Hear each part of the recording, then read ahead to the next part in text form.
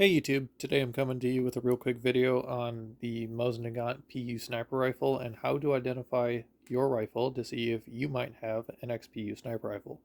Now, there were earlier patterns of sniper rifle that the Soviets did use and deploy, such as the PE and the PEM.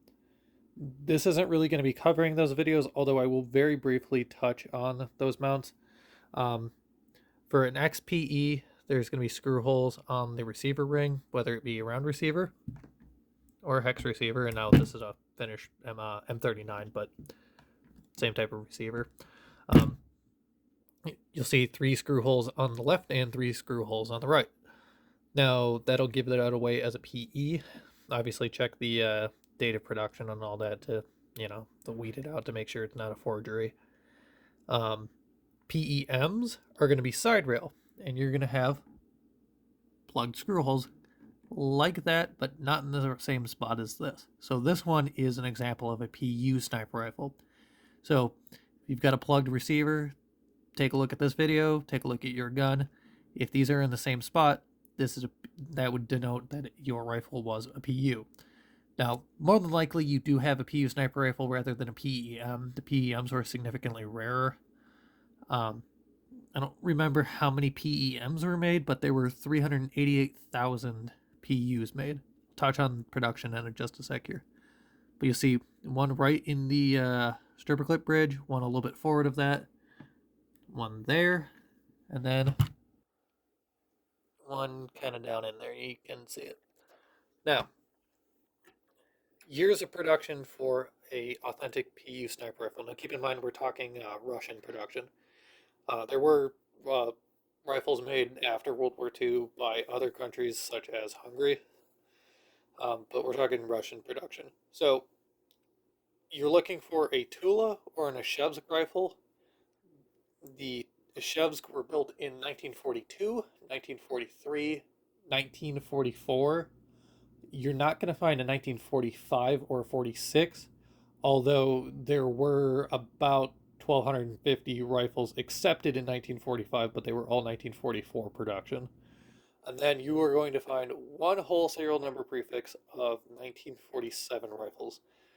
I'm not really going to speak too much to the 1947 Ashevsk rifles because I don't really know a whole lot about them. That's kind of an oddball, a little side footnote. More than likely, you don't have one. Those were quite rare.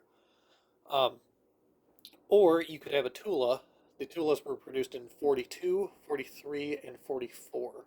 So if you've got a rifle that falls outside of that serial number range or outside of that production year range, you can basically discount it as not a PU sniper rifle. And a Shevsk rifle is going to be a triangle and an arrow. A Tula is going to be a star. Excuse me. An arrow in a triangle would be a Shevsk, and a arrow in a star is Tula. Very briefly, I'm going to cover Tulas.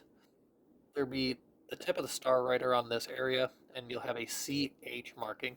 That would denote that that was accepted as a sniper rifle barrel. Barrels aren't any different. We'll touch on that in a minute. In a Shevsk rifle, this one is very faint. You're going to have a circle C marking. That would denote it as a marksman barrel. Which, once again, not any different from normal production, but we'll get into that more in a minute. Scope numbers. Scope numbers are always good to see on sniper rifles. This one's pretty worn down when it was more than likely refinished post-war, but all very good signs. Now, what made a rifle into a sniper rifle? So essentially, when the rifles were built, they were accuracy tested and zeroed at the factory. Guns that shot particularly well were put into another batch, put off to the side. Once they got a certain number of rifles, don't know how many exactly, they would start weeding through that pile. The least accurate of that selection of rifles were removed. The more accurate rifles were kept, and they were quite stringent actually for PU sniper rifles. They got some actually. I bet you a lot of these rifles shoot better than people would think today, but they took the most accurate of the rifles by actually doing shooting tests, and they decided, okay, we'll turn those into sniper rifles. Now, once they decided that, that's when the scopes and mounts were added to the rifles. That's when the scope numbers were added to the rifles, any markings on the barrel shank, and that is when the rifles were serialized. So they would have been unserialized rifles before the test, and they were serialized post the test. The way we know this is because Mosin Nagant Mosin Nagant sniper rifle production falls into set serial number blocks. So I'll put a link in the description below and possibly a pinned comment to a link. If you scroll down far enough in that on that link, this guy has he has posted known sniper rifle serial number prefixes by year of production. So they would have set serial number prefixes set aside for sniper rifle production. Now, I don't know if infantry rifles can also fall into that same number prefix. That's a little bit unclear to me. But basically, all known PU sniper rifles will fall into that. If your rifle does not fall into that, that's a good giveaway that it it might not have been a PU sniper rifle, but if it's got the plugged holes, then it probably was, and it probably was rebarreled. So this one checks out, scope marking, good to go. Prefix is known for 1943 Ishev sniper rifles, so I'm confident that this is the original barrel to this gun. Now, moving on. Another thing I would strongly emphasize that you guys look for is if you can find an X sniper rifle in a wartime stock, so either it'll be just a bare hole or a small steel scutcheon. The little steel in the back on these is actually kind of rare. Most of the time it'll just be a bare hole. A scutcheon on the front, just small little tab just at the bottom, and a rounded off nose cap. Those are good indicators that you have a wartime production stock. Now, the significance of that is you've got an X sniper rifle in a wartime stock. If you flip it over and you get real lucky, you'll have a stock splice. Now, what does that mean? The stocks were originally notched for the scope mounts. When these things were taken out of service as sniper rifles post-war, for whatever various reasons, if the stock was in good enough shape, they went ahead and repaired it by putting a splice in. Most of the stocks did not survive the war because they were just beat up to the point where they didn't exactly want to save them, or they sometimes couldn't save them. Excuse me. Now, stock splice tells me something with this rifle, and I know that it's originally was a sniper rifle, and it's in a sniper rifle stock, meaning it's in the original stock and the original bedding that it would have had when it left the factory as a sniper rifle. Now, original stocks are going to be a huge plus because they are going to be much more likely to shoot well. Not to say that an XPU sniper rifle in a replaced stock couldn't shoot well, but it is far more likely to shoot well if it is in its original stock.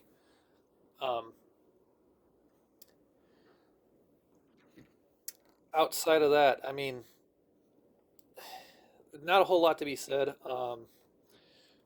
Production numbers, I don't know what each individual arsenal produced, or I don't know what they produced by year even.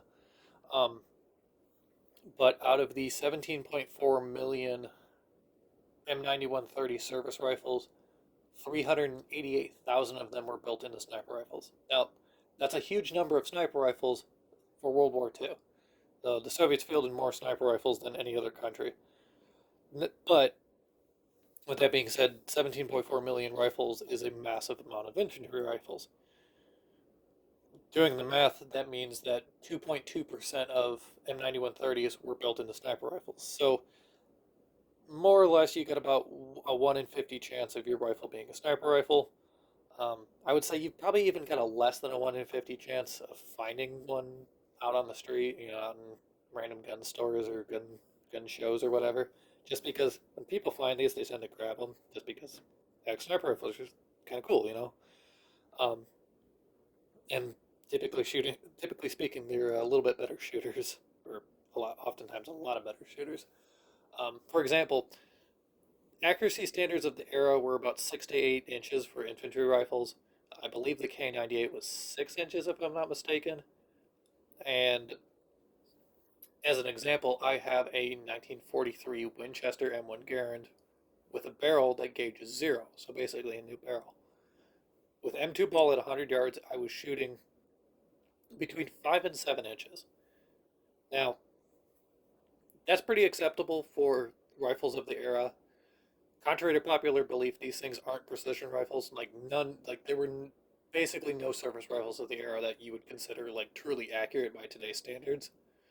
They were all about as accurate as an AK, funny enough, which a lot of people don't realize, I don't think.